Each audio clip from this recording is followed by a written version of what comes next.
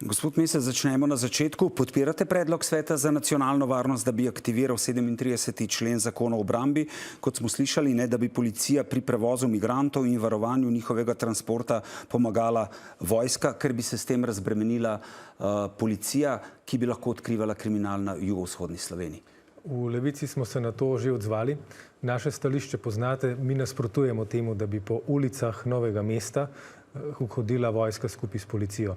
Razlog za to je preprost, ozračje je razgreto in politika mora delovati odločno, hkrati pa ne sme prilivati olja na ogenj. Ne smemo dodajati temperature v že tako razgreto ozračje. In vojska na ulicah ni pravilen signal. Policija na ulicah zato, da se zagotovi varnost, to pa je pravilen signal in samo ocenjujem, da je vlada in policija, da sta od sobote naprej z odliko peljali umirjanje stanja v kraju. Kaj pravite na te pomisleke? No, jaz mislim, da noben pošten državljan se Slovenske vojske ne rabi bati.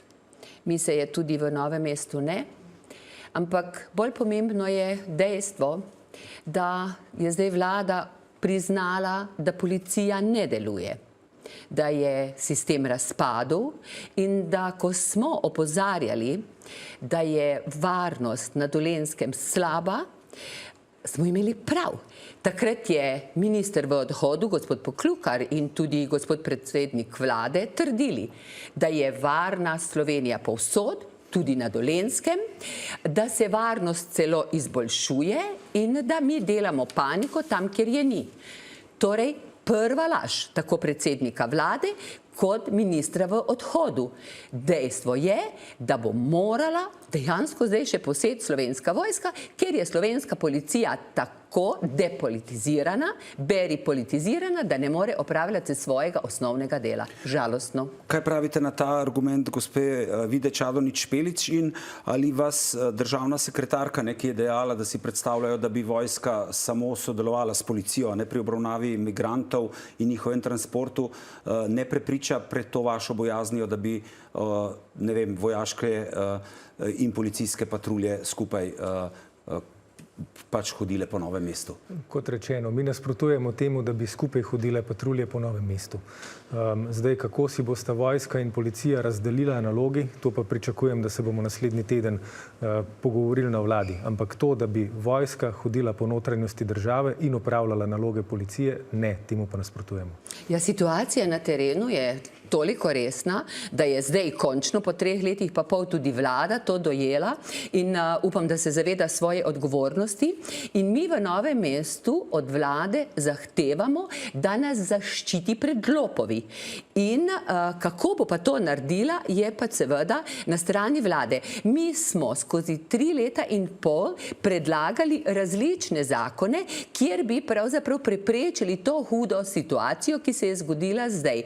Kako bo vlada odreagirala, bomo pa videli. Vse oči Dolenjske so zdaj uprte v vlado. Ampak gospa Čadonič Špelič, če zdaj zaključimo to temo, bomo videli, kako se bo vlada odločila in kako bo te pristojnosti razdelila. Zakaj ste vi se odločili, da zoper ministra Mesca vložite interpelacijo, glede na to, da ima še vedno trdno podporo predsednika vlade Roberta Goloba in imate izjemno malo možnosti za uspeh? Glejte, zelo trdno podporo predsednika vlade je imel tudi gospod Poklukar. 2-krat. Pa se je izkazalo, da smo imeli zelo prav in ga je odneslo.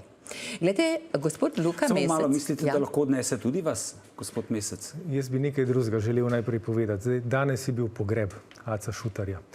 In meni se zdi, gospa Čadonič Špelič, izjemno nepietetno, izjemno slabo z vaše strani, izjemno nekatoliško, da iz trupla, ki niti še ni pokopano, že ustvarjate politični boj.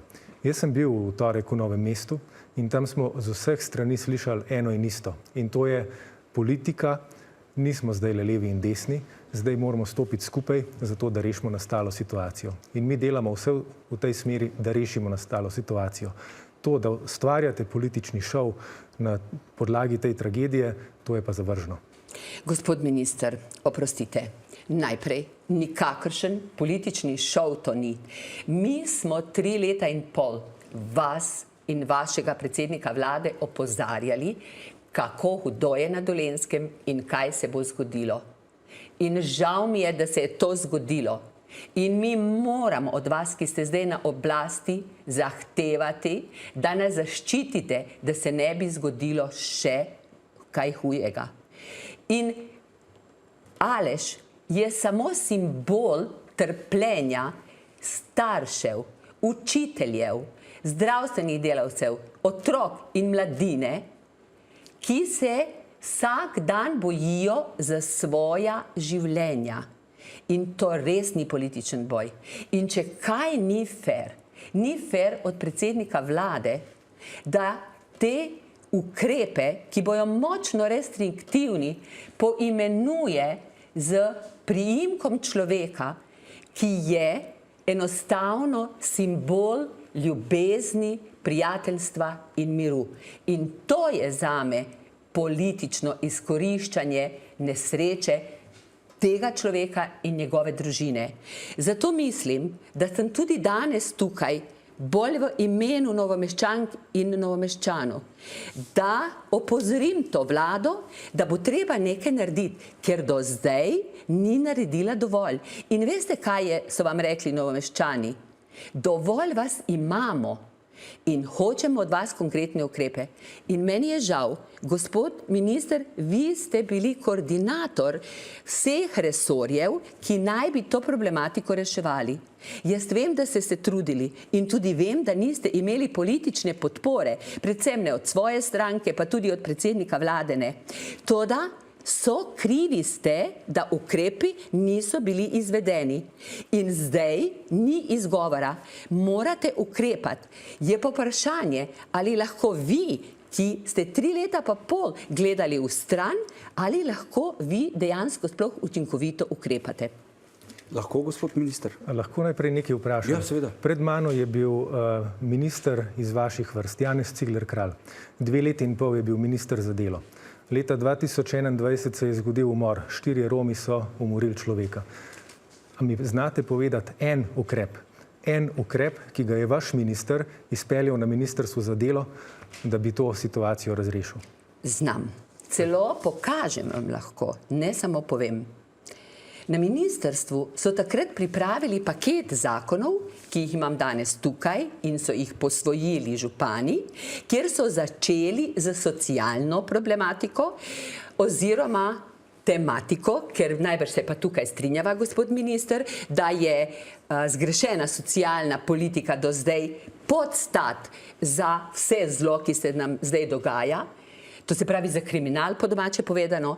Pripravili smo 4 zakone in takrat je stranka, v kateri ste vi, Levica, zaustavila sprejemanje teh zakonov s tem, ko je zagrozila, da bojo dali zakone na referendum. In potem so se zgodile volitve. Toliko o naših konkretnih predlogih. Zdaj pa dalje, gospod minister, mi smo 3 leta pa pol v opoziciji, pa smo kljub temu ne nagajali vladi, kot so nekateri razumeli, saj vi niste tako razumeli, ampak smo ponovno posvojili zakone županov, ki so dejansko približno taki, kot smo jih mi dali in vedno znova prihajali s temi predlogi. To je bistvo. To je bistvo. Kaj pravite zdaj na to? Zdaj, gledajte, na teh vaših zakonih je napisan datum 22.10.2022. Takrat niste bili več vlada. In če so vas gledalci zdaj le pozorno poslušali, v 2 letih in pol vašega ministrovanja niste izvedli niti enega ukrepa. Niti enega ukrepa. In to kljub temu, da se je takrat zgodila smrt. A je takrat vaš minister prevzel odgovornost? Je ponudil odstop?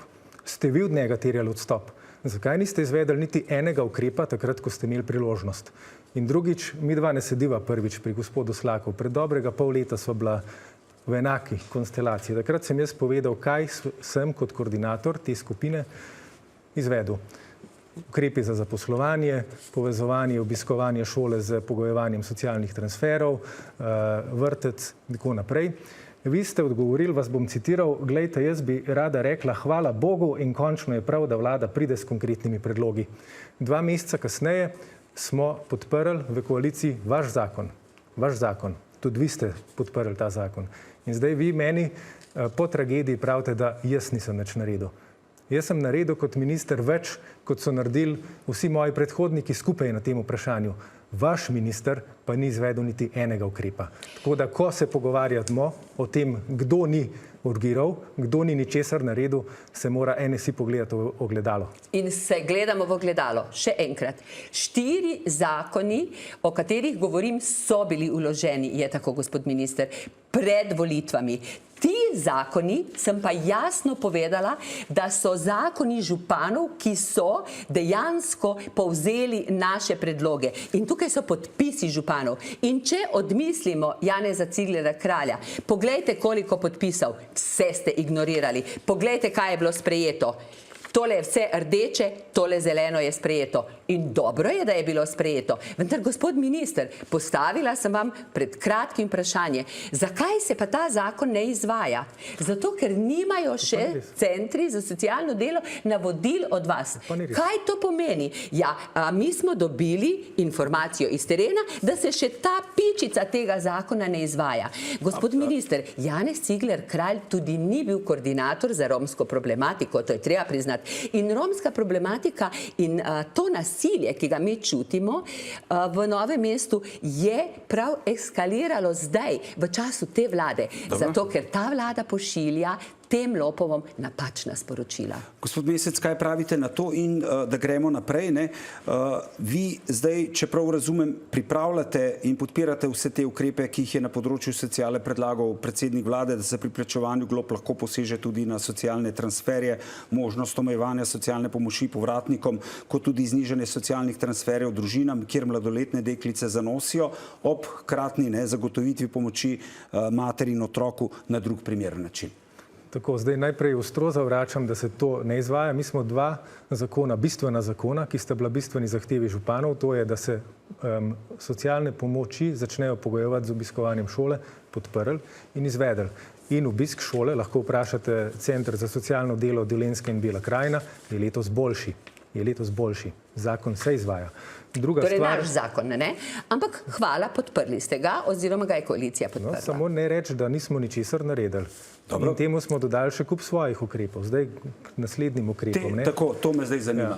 Ali se to pripravlja, vi podpirate ta predlog, ki ga je premier predstavil v Novem mestu? Mi pripravljamo predloge v 3 smerih. Prvo je, da se na ponavljajoče storilce prekrškov, ki nabirajo globe, kot ste v uvodu predstavili, lahko začne vršiti izvršba. Drugi ukrep je, da se za ponavljajoče se storilce kaznivih dejanj zamrzne socialna pomoč. In tretji je, da bomo naredili več predlogov, ker ta je najtrši oreh, kako pomagati deklicam, ki so noseče, in zajeli bomo tukaj predvsem skupino pod 15 let. Jaz sem včeraj na CSD Dolenjska in Bela krajina vprašal, koliko je teh primerov, in so mi rekli, da ta hip 10. Se pravi, deklic pod 15 let, in te deklice bomo absolutno zaščitili. Samo povejte mi, gospod Čadonič, za konec, to, kar je povedal minister Mesec, boste podprli? Seveda bomo podprli vse ukrepe, ki bojo pomenili večjo varnost. Ampak moram komentirati te deklice. Centri za socialno delo so v vaši pristojnosti. Gospod minister... In prej so bili v pristojnosti vašega ministra. Točno, absolutno. In kaj ste naredili? Ne vem, kaj so takrat naredili. Vam pa lahko povem, da sem pri vsaki... Vam pa povem takole, da sem pri vsaki obravnavi teh zakonov, jaz in moji kolegi, predvsem pa jaz, ker sem delala prej v Novem mestu, vas opozarjala vse. Vas in predsednika vlade, ravno na te prezgodnje nosečnosti. Jaz vam moram povedati, da v romskih naseljih so najbolj šikanirane in najbolj trpijo ženske in otroci. In temu je treba narediti konec. Kje je zdaj 8. marec? Je pa tukaj minister, če vas prav razumem, boste temu naredili konec. Vse bomo naredili, kar je v naših močeh, da se stanje normalizira. Najlepša hvala obima, da ste bili naša gosta. Hvala.